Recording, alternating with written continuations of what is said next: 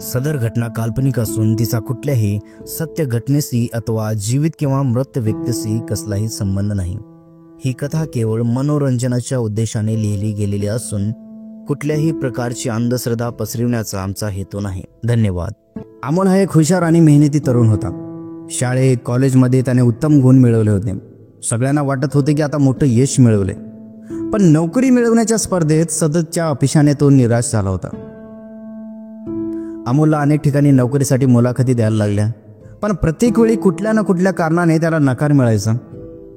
एके दिवशी त्याच्या जवळच्या मित्राला मोठ्या कंपनीत चांगली नोकरी मिळाली। अमोल त्याच्याबद्दल आनंदी होता, पण आतून तो पूर्णपणे कोसळत होता। मीच का मागे राहतोय, मीच का अपयशी ठरतोय, हे विचार त्याला रात्रभर झोप येऊ देत नव्हते। तो दिवसेंदिवस एकटा राहू लागला। तो कोणाशी बोलायचा नाही, घरातून बाहेरही पडायचा नाही। त्याच्या डोळ्यात नेहमी नैराश्य असायचं। आई वडील चिंतेत पडले। एका रात्री अमोल छतावर बसला होता। त्याला वाटत होते की आयुष्य व्यर्थ आहे। डोक्यात अनेक नकारात्मक विचार चालू होते। तो खूप थकून गेला होता। तेव्हाच त्याला कोणीतरी हाक मारली, अमोल खाली ये, तुला काहीतरी दाखवायचं आहे। तो खाली आला तर समोर त्याचा लहानपणीचा शिक्षक उभा होता। त्याने त्याला एका गार्डनमध्ये नेलं।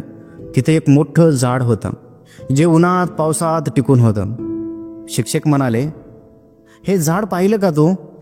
याच्यावर किती संकट आली, वादळ आली, तरी ते मूळ धरून आहे। तसंच आयुष्य असतं। तुझ्यावर आज संकट आहेत, पण उद्या हेच संकट तुला आणखीन मजबूत करेल। शिक्षकाच्या शब्दांनी अमोलच्या मनात आशेचं किरण जागा झाला। त्याने ठरवलं की मी आता हार मानणार नाही। त्या दिवसापासून त्याने स्वतःला सुधारायचं ठरवलं। तो लहानशा कंपनीत नोकरी लागला आणि तेथे अपयश आलं। तिथून शिकत गेला। काही वर्षांनी त्याला मोठ्या कंपनीत संधी मिळाली। आज अमोल मोठ्या पदावर काम करतो। तो मागे वळून पाहतो आणि स्वतःला सांगतो, त्या काळोख्या दिवसांनीच मला खरी ताकद दिली। या कहाणीतून आपल्याला हेच समजून येतं, निराशेच्या काळात शांत राहा, कारण प्रत्येक अंधारानंतर सूर्य उगवतोच। तर ही कहाणी आपल्याला कशी वाटली आम्हाला कमेंट बॉक्समध्ये नक्की सांगा। तर चला आपण भेटूया आणखीन असेच नवीन व्हिडिओमध्ये।